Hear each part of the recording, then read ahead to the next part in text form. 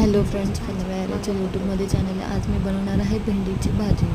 तर मी कांदा घेतला आहे, 4 कांदे घेतले. लसूण टाकलं आहे मी आता तेलामध्ये. लसूण टाकल्यानंतर हिरव्या मिरच्या टाकल्या आहे 3 हिरव्या मिरच्या टाकून मग कांदा सोडला आहे 4.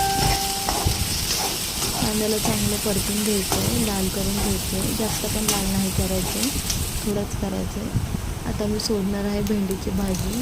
कांदा चांगला लाल झाला आहे. आता तिला चांगलं परतून घेतलं. आता मीठ सोडलं आहे चवीनुसार.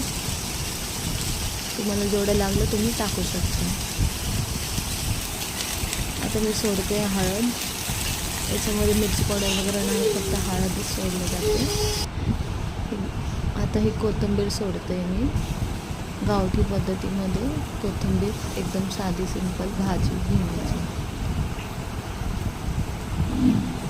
आता कोथिंबीर सोडल्यानंतर याला चांगलं हलवून घ्यायला. आता ही भेंडीची भाजी रेडी झाली भेंडीची